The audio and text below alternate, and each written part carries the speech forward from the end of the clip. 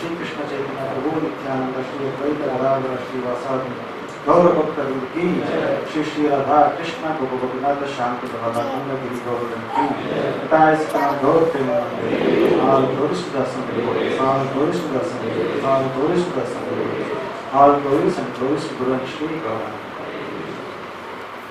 Hare Krishna, I welcome all of you for this session of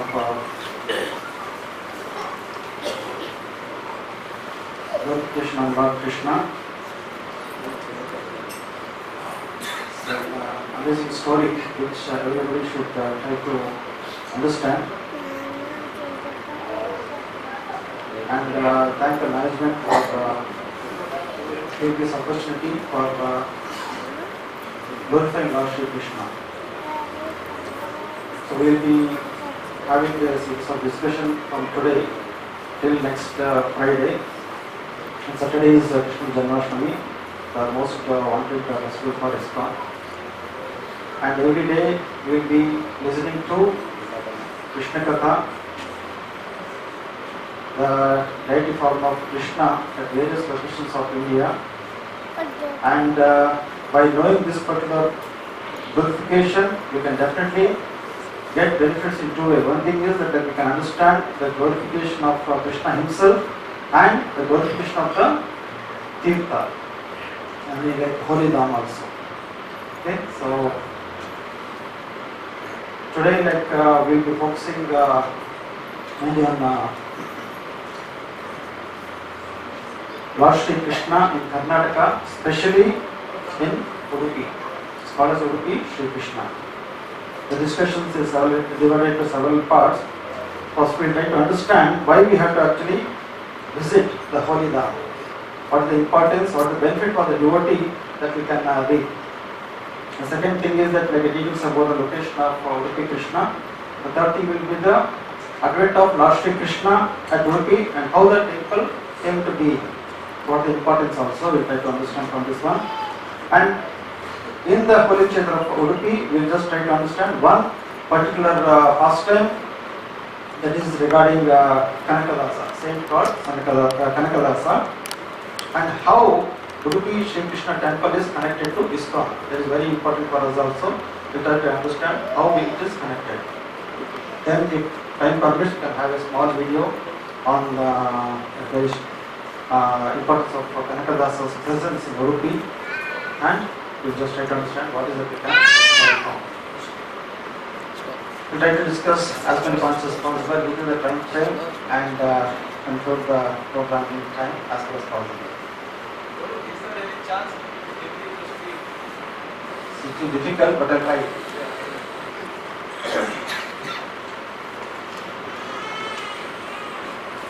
जिसको English समझ में नहीं आता है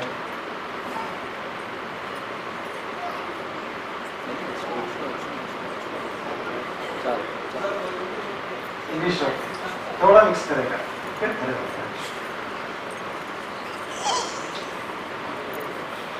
See, whenever we start a lecture, we generally take quote from Srila Prabhupada because that is the basis of all our discussions.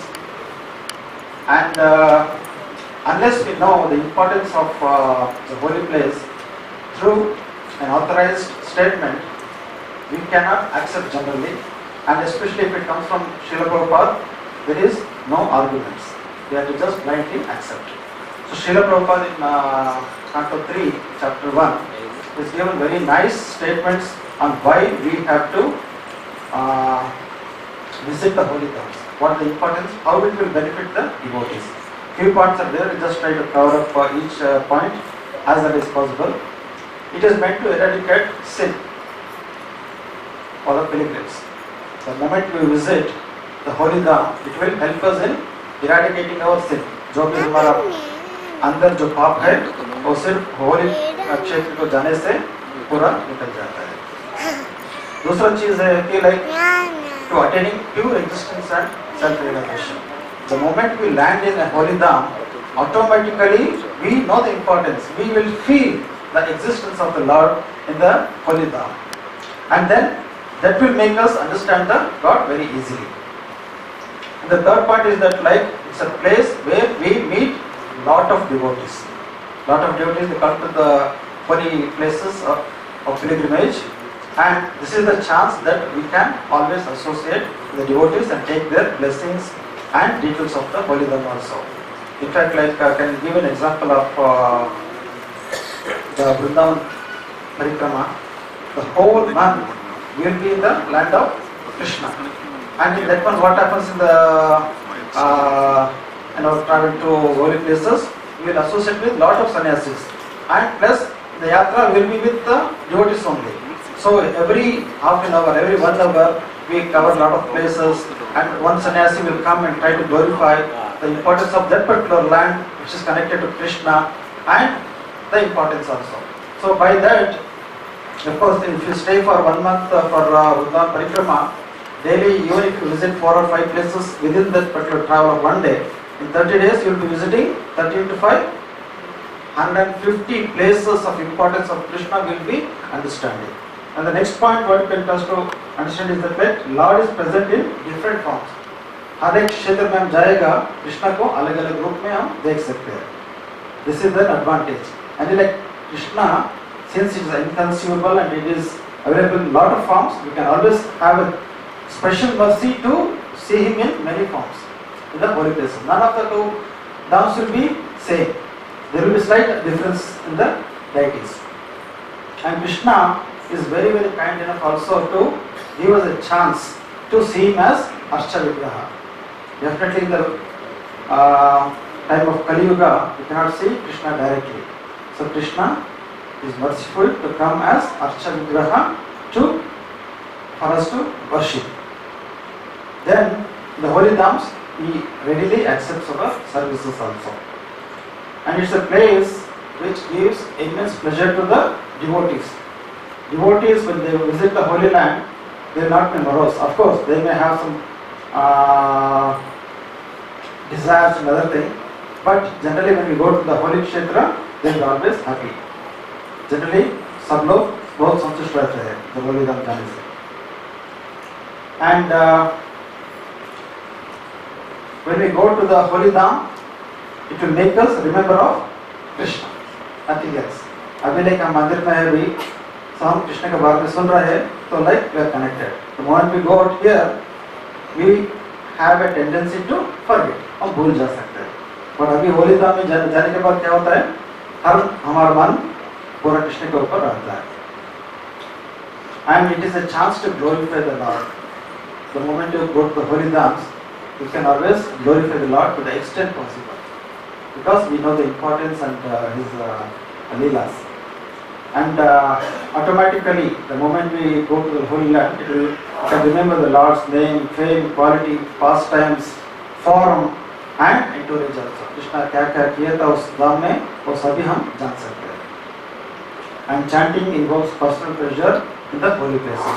The moment we go and chant there, we have some personal pleasure also there. So it is essential that like we all visit the holy dhams to reap all these benefits which is told now, and especially in ISKCON, management is kind enough to allow devotees to visit the holy dhams in groups also. So we are with satsang and we visit the holy places and we get all these benefits. So now we will just come back to our subject matter of Udupi Krishna. So we will try to understand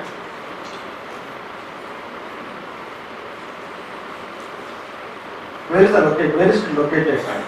Definitely it's in Karnataka. There are no doubts about that one. And Karnataka where? It's close to Mangalore. It's around 55 kilometers north of Mangalore city and around 422 kilometers from Bangalore. So mostly people they know Mangalore and Bangalore. You can access Udupi by train, bus or by air also. The nearest airport is in Mangalore also, as well as in Bangalore. You can always land there and come by either train or by land to reach to Udupi. And of course, like when somebody says regarding Udupi, the first thing that will come to us is Udupi restaurants and hotels, which is famous worldwide also. So they are famous for a lot of nice Karnataka dishes, and whoever visits the hotel will not come out with the displeasure. Of course, we are not. Today's our topic is not the focus of the hotel Udupi Krishna, but our focus of the Lord Krishna himself. So let's try to understand in brief the advent of Krishna in Udupi. It is actually a very, very amazing story which has happened in the 13th century, way back in 13th century. And whenever they say Udupi temple means it is a place of pilgrimage for Krishna. And the temple was formed by Madhavacharya, one of the great saint, philosopher and religious reformers of India. It carries very importance to understand about Madhavacharya also. And the important thing is that like Udupi is considered as Vaikuntha also, kingdom of Godhead, because the Supreme Personality of Godhead came and stayed there in response to the desire of the pure devotee of the Lord, who is none other than Madhavacharya. So it's very important that like you understand this one. And now it is not that like Udupi was famous when Krishna appeared in this temple in Udupi. Way back in 8th or 9th century itself, the Udupi state was, the district was very, very famous. Because that particular time, in the 8th or 9th century itself, it was a center of Vedic scholarship. And there were already two established temples Sri Ananteshwara temple and Sri Chandramauleshwara temple at that particular time. And in Ananteshwara temple, Lord Vishnu and Lord Ananteshwara are said to be residing within the Shivalinga, which is the deity of Lord Shiva. And also Chandramauleshwara temple is the temple of Lord Shiva, where the crescent bone is carried by Lord Shiva himself. And the name Udupi also came from the word Udupa. Udupa means the one who is carrying the crescent moon on his head, that is Shiva. So that's the reason the word Udupi came into being. And also like Udu means it is the what you can call a star, and the Udupa, Pa means it is star of the leader. Who is the star? If you see the sky in the night, what do you see? We see many stars, but we call king of stars as moon only. So that is why we call the name Udupi. And now, going back to little history, Sri Madhavacharya stayed first in the temple of Sri Ananteshwara before establishing Sri Krishna Mata. As I told earlier, he was a very profound speaker. Hearing his discourse, audience were spellbound by hearing his lectures. He was so strong in his lectures that like there was nobody else who can actually defeat. In fact, like he is very told in the very next point that like he never lost any debate throughout his life. He stayed for around 79 years. He was so much scholarly that he used to defeat many saints and general scholars. And he was the person who made Sri Krishna Mata as the center of all activities. He took so much of care and trained his devotees also. And as a tradition in Udupi, if you go to Udupi, first generally the people they will go to Chandramauleshwara temple, take the blessings of Lord Shiva, then come to Ananteshwara temple, and then again they will go to Sri Krishna temple. And as in Balram Desh, temple offers free food for all the pilgrims who come to the temple. So now try to understand how exactly the deity of Lord Sri Krishna came into Udupi. It's a very nice story and very important also to understand. And this story is available in Madhava Vijaya, which is basically the biography of Madhavacharya. And here the intense desire of the pure devotee is fulfilled by the Lord. So merciful on Lord Srila Madhavacharya that like he came to him personally. And as a matter of fact, the deity came from Dwarka to Udupi in south. And in the earlier it came as it was loaded in the ship as a ballast material. Ballast material means a heavy, huge piece of rock that generally is loaded in the ship for balancing the ship. He was in that form actually. Nobody was knowing that there was a deity inside. And Madhavacharya, who came for bath that particular time, he saw this, he actually got this particular deity. And how he got it is that like the ship was loaded with this ballast materials and it was coming towards Udupi, and there is a place called Malpe. Malpe is the harbour of the coastal region of Udupi, and Madhavacharya used to come for taking bath there every day. And while he was coming that particular day, there was a very, very huge storm was there, tempest. The ship was actually going here and there, Heathrow. And they were in very, very great danger also, the people in the ship, the captain of the ship, and also the sailors. They were in very much distress, and they saw few devotees in the banks of the ocean, there, close by Malpe. And they tried to wave these Madhavacharya and other disciples, tried to do something. And Madhavacharya was an empowered soul. He just tried to flag the cloth, and all of a sudden the sea calmed down, and he guided the ship to come to the banks and ensure that the ship is saved. Because of this particular act, the captain of the ship was very, very thankful to Madhvacharya, and he said, just come and take whatever you want from the ship. He did not put any conditions. He just asked to take whatever he wants. But Madhvacharya, what he can take other than spiritual, he saw the big lump of mud, which was Gopi Chandan. He just took that Gopi Chandan and went out. Now the most amazing thing happened.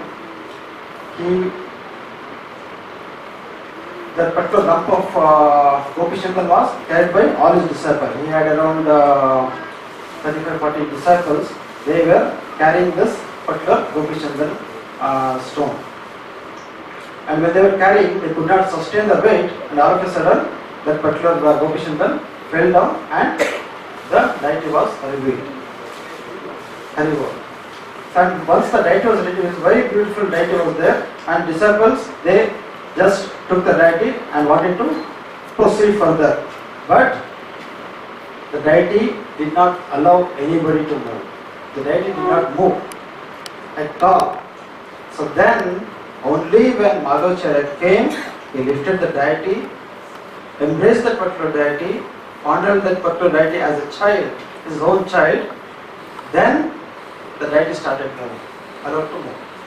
So he personally carried, you can see it in the photo also, how nicely he is just carrying the deity of Lord Shri Krishna as Balagopal, and he proceeded and established in this temple. And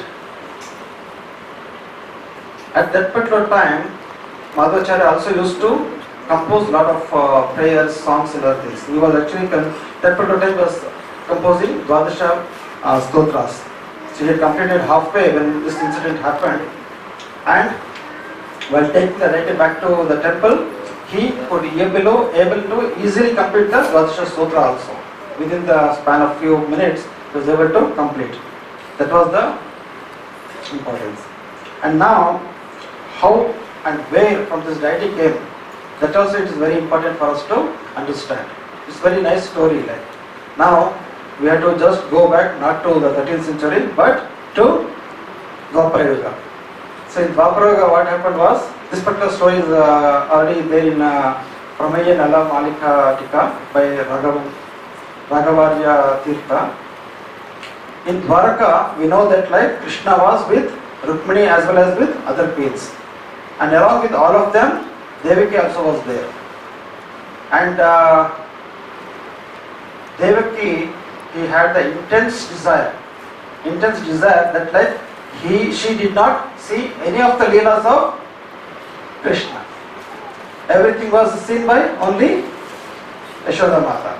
So then she requests Krishna to show his leela, and because she was also a devotee and Krishna generally listens to the devotees, immediately he took the form of Balagopal as Lord Shri Krishna and started showing his leela. He was just running like what Krishna used to do when he was a very small child. And Devaki started churning the butter, the yogurt, and Krishna came and he stopped her churning the yogurt, pulled out the stick also, and then she carried Krishna to her lap and started feeding also, and Krishna was enjoying, and same case with Devaki also. Devaki felt immense pleasure by seeing this particular leela of Shri Krishna. So, after fulfilling the desire of Devaki, he came back to his original form. And now, what happens was that Rukmini, she was watching all these things. So Rukmini, when she was watching, she also felt that intense desire that she should have Balagopal for her.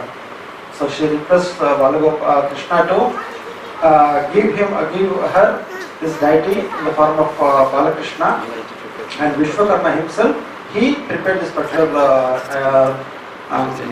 deity and gave to Rukmini, and every day Rukmini used to worship that particular deity. So now Dwapara was over, Krishna went back to his abode, And now Arjuna, he actually deposited in a place called Rukmini Vana, this particular deity. And over a period of time, it was lost completely and it was covered with clay and remained in that particular condition near Dwarka until the merchants of the ship, they took and reached to Madhavendra. So this is the story of Udupi Krishna, which came as a small deity, and by doing so, Krishna actually satisfied the desires of Madhavendra to have the deity and to establish Sri Krishna Mata.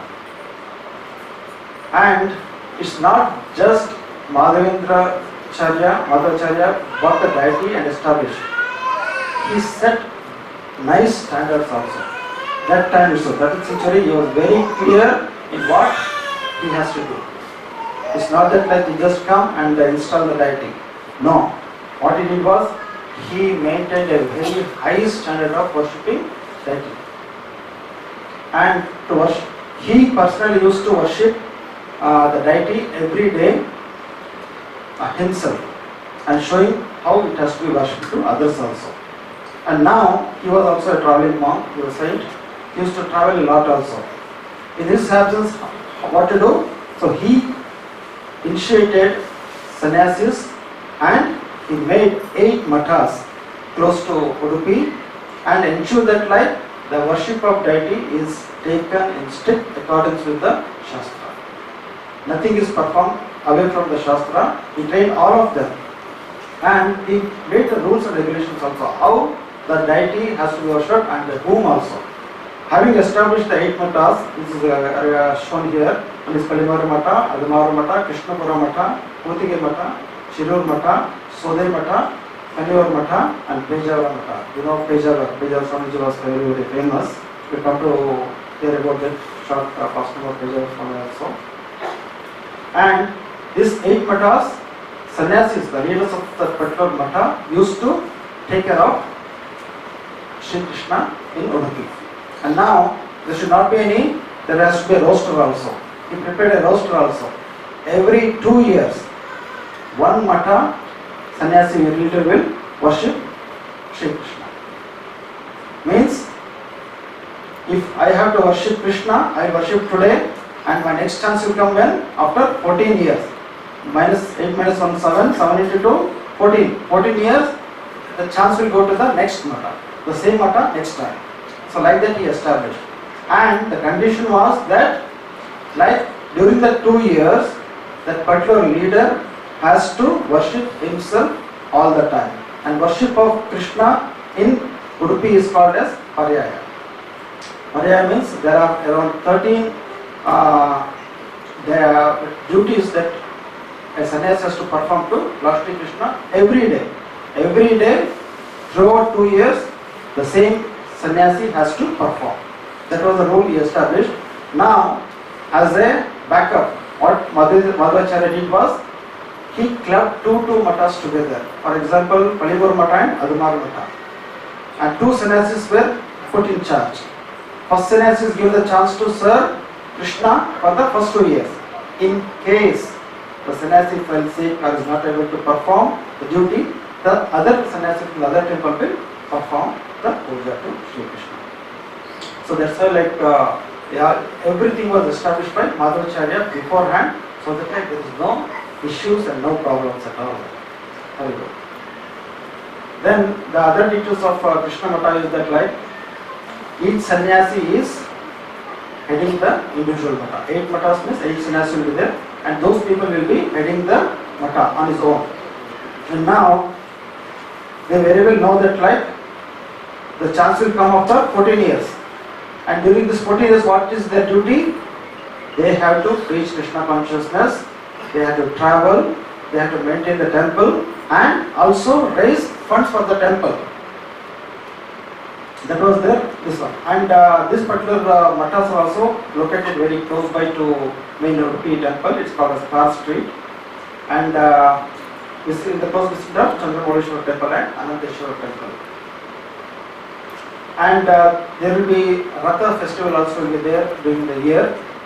and there will be around 4 rathas available in the Udupi. Generally, depending on the significance of the festival, either 1 ratha will be used or 3 rathas will be used, and one is special because it is covered with silver plate. Silver covering will be there. That is utilized for worshipping Krishna on good, nice occasions.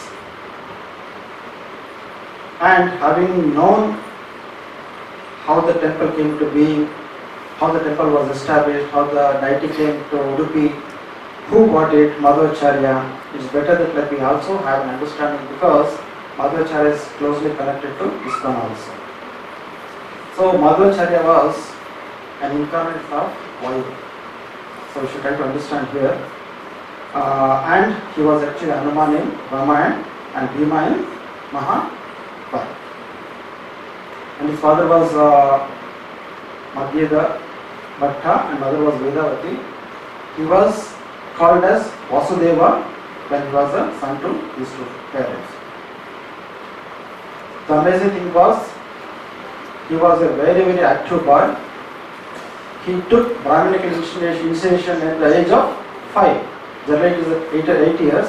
He took the initiation in the 5th year itself. That is significance actually. And the speciality of Madhvacharya was that he could remember each and everything of what others speak and what others tell. What he reads also used to remember very, very easily. That was the plus point for him always. And generally he was very, very strong, lustrous and beautiful looking also. And at the age of 11, he left home and was called as Purna Prajna under the guidance of an ascetic site called Achyuta Preksha. At the age of 11 itself, he took sannyasa. And then it is told that just after taking sannyasa, 44 days after taking sannyasa, he had to argue with a very, very saintly person called with Vasudeva Pandit.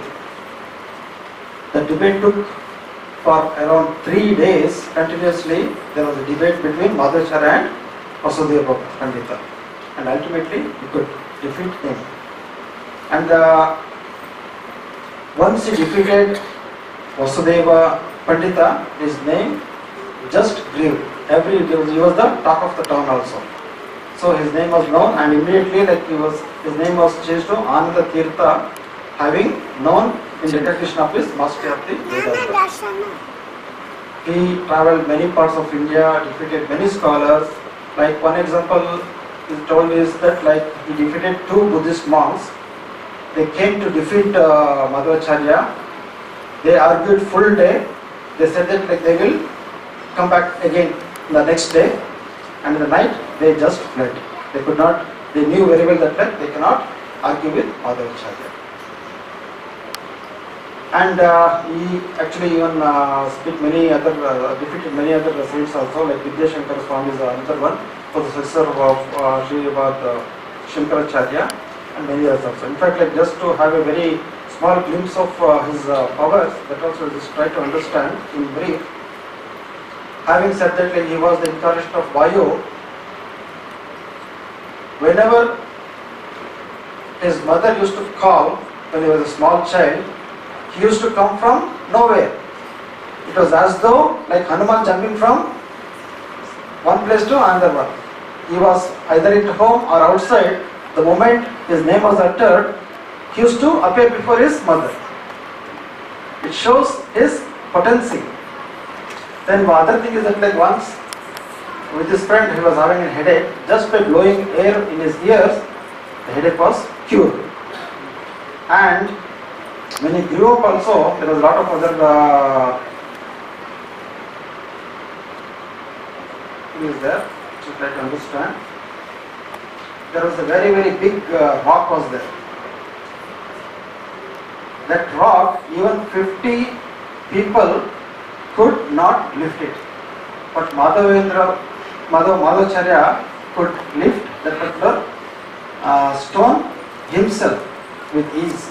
And that I think the stone is I don't know what I've not seen the stone. Is it there still? There is some, it said that like the stone is still there and there is an imprint on the stone that like this was lifted by Madhavacharya. There's one more first time, you can just try to understand. And one more thing is also there, very interesting.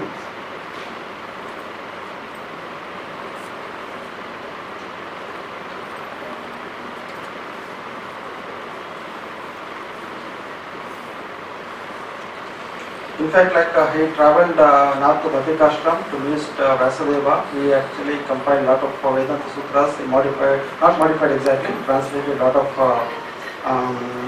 scriptures in the presence of Vyasadeva also.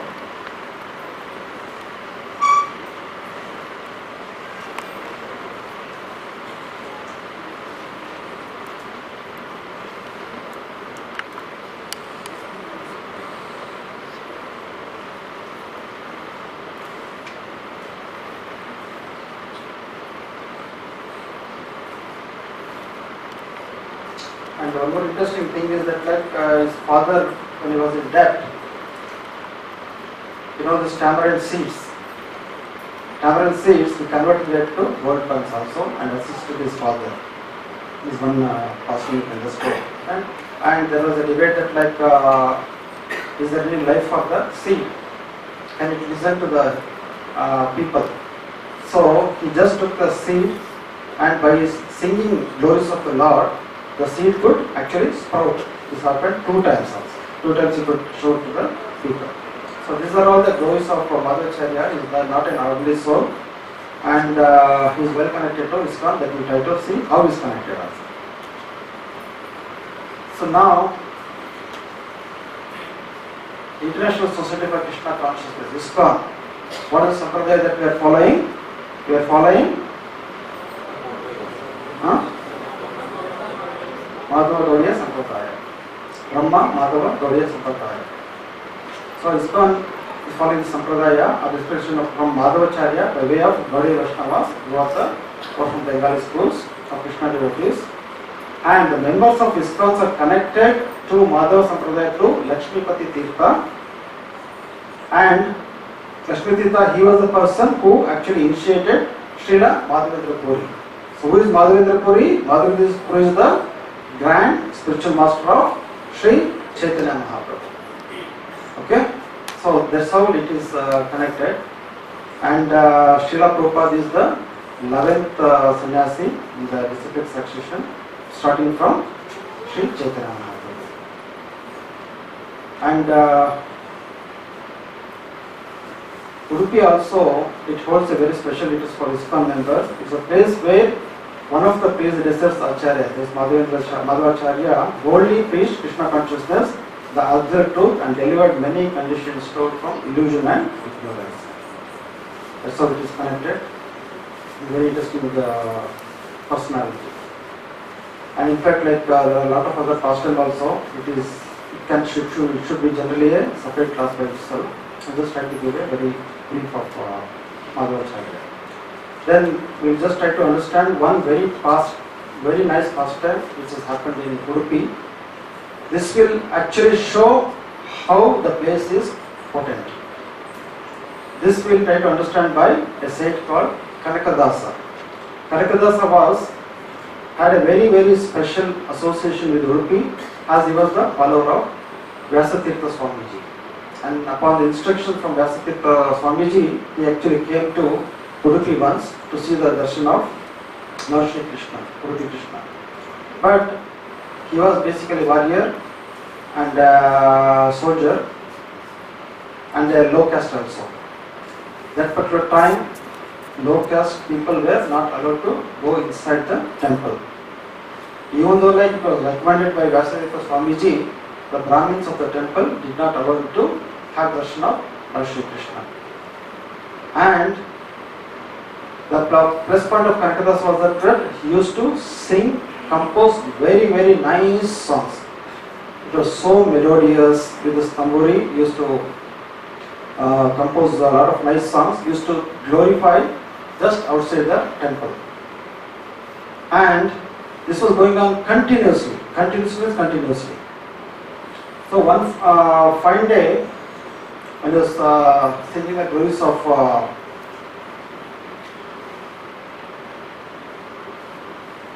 the Lord, suddenly he got darshan of the Lord without entering the temple. How? That is, we know that like all the Hindu temples are located on the deities are facing towards the east side, correct? But in Udupi, if you go, the temple deity is facing towards the west. Now, while Kanakadas was singing, Lord Krishna very mercifully he wanted to give his darshan. So one fine day, the wall of the temple collapsed and the outside wall cracked. And Kanakadasa was able to peek inside that particular crack and he could see the deity. When he was seeing, the deity turned from east to west. Okay? And even till today, it is an amazing fact actually how it turned, how Krishna was actually very merciful to Kanakadasa. In fact, like it is told that particular crack which happened on the outer wall is called as Kanakana Kindi. Even now also, whoever visits, they will have to see Krishna through this particular Kindi. So it is the significance. And Kanakadasa also was very special. In fact, like we have a lot of other saints in Karnataka like Purandaradasa, Vijayadasa and others. Even though they are also very famous and they also visited Udupi, but Kanakadasa's association with Lord Krishna was very special. And if time permits, we can have a small video clipping of how Krishna showed his darshan to Kanakadasa. It's from a film actually. It's not possible. We try to find it. And how presently we are connected to Udupi Krishna. Our spiritual master as well as Chittahari Swami had a very nice association with one of the sannyasis of Sri Krishna temple. His name was Vishvesha Tirtha Swami.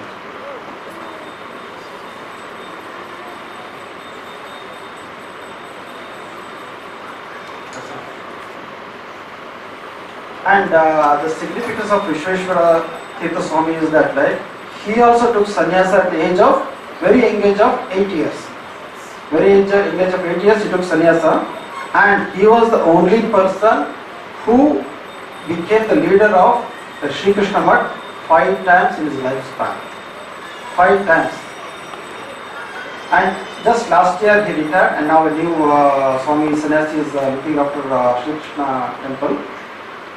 And in fact, in 2016, His Holiness Chittahari Swami Maharaj had darshan of Udupi Krishna. That time he had a very nice, loving association with Swamiji. You can just see the clipping also how nicely they are actually both are talking, and how Guru Maharaj is seeing Udupi Krishna, and how the Swamiji is also facilitating Guru Maharaj. And in fact, before 20 years, Vishveshwara Swami made a visit to Mayapur, and that particular time Guru Maharaj had taken intense care of Swamiji. So that's how that this relation was not from today, it was from 20 years this happened. And they both had very intimate association.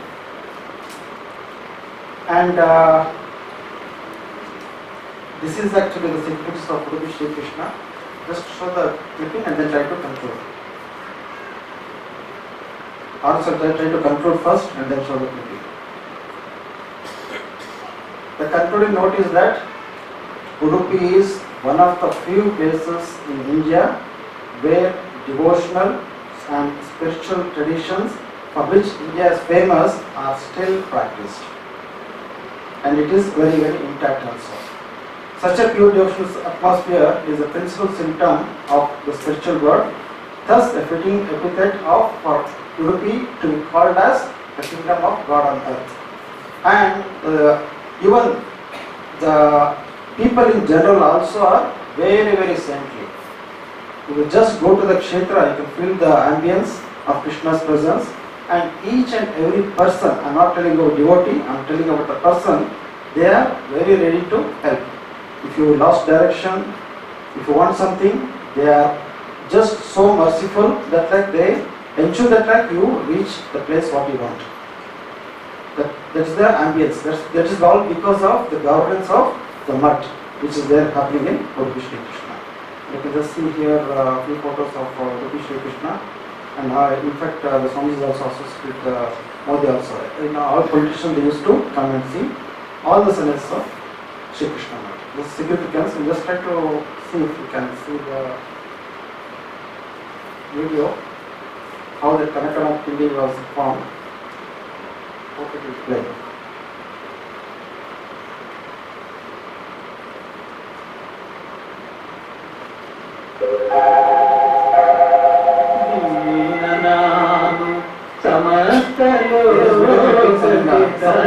English, you just try to understand.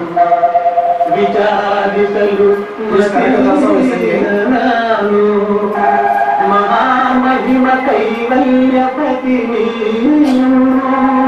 Yenavallenu Nanu Mere Sujnana Murti Niru. That is Lord Shri Krishna. Ninasamanarunte Deva Rakshisu Namma Anavarata Deva Deva Deva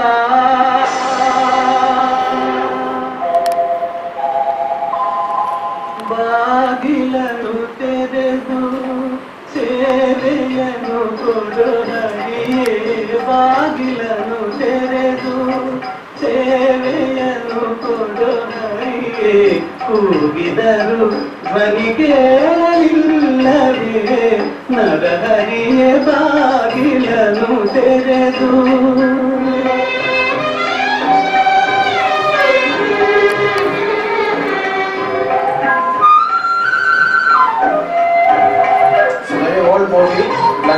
ಪರಮ ಪದದೊಳಗೆ ವಿಷಧರನ ಕಲ್ಪದಲ್ಲಿ ಸಿರಿ ಸಹಿತ ಕ್ಷೀರವಾದಿಧಿಯೊಳಿರಲು ಕವಿರಾಜ ಕಷ್ಟದಲ್ಲಿ ಆದಿಮೂಲ ಎಂದು ಕರೆಯರ ಕ್ಷಣ ಬಂದು ಒದಗಿದೆಯು ನರಹರಿಯೇ ಬಾಗಿಲನು ತೆರೆದು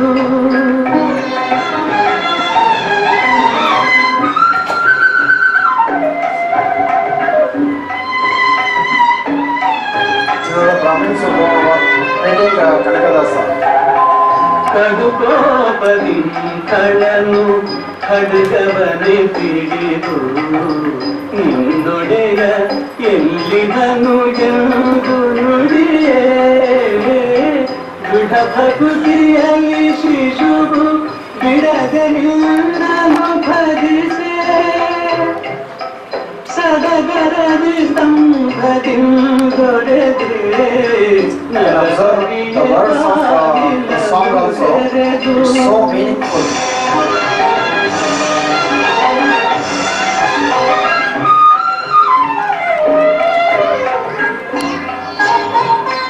ಯಮಸುತನ ರಾಣಿಗೆ ಅಕ್ಷಯ ವಚನವಾಯಿತೆ ಸಮಯದಲ್ಲಿ ಅಜಮಿಲನ ಪೊರಗೆ ಸಮಯ ಸಮಯವುಂಟೆ ಭಕ್ತವತ್ಸಲ ನಿನಗೆ ಕಮಲಾಕ್ಷ ಕಾಗಿ ನೆಲೆಯಾದಿ ಕೇಶವನೇ ಸೇವೆಯನ್ನು ಕೊಡುವರಿಯೇ ಬಾಗಿಲನು ತೆರೆದು ಸೇವೆಯನ್ನು ಕೊಡುವರಿಯೇ ಕೂಗಿದರು ಧ್ವನಿ ಕೇಳಲಿಲ್ಲವೇ ನರಹರಿಯೇ ಬಾಗಿಲನು ತೆರೆದು ಬಾಗಿಲನು ತೆರೆದು ಬಾಗಿಲನು ತೆರೆದು ಸೇವೆಯನ್ನು ಕೊಡುವರಿಯೇ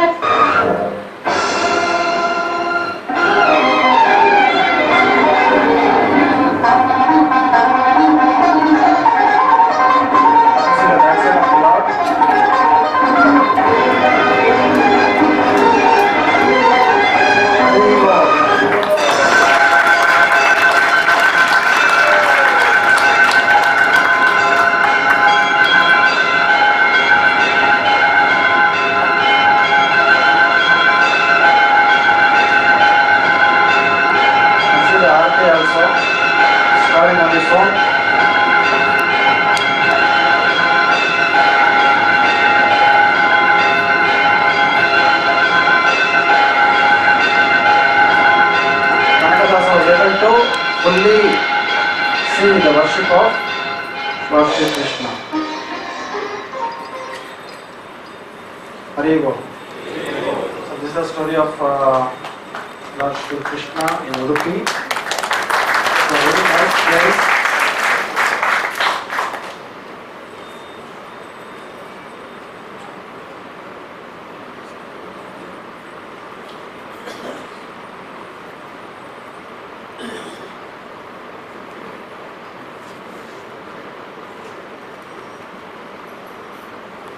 So just to conclude, that we understood the importance of the holy Dham, why we should actually visit any holy Dham for that matter.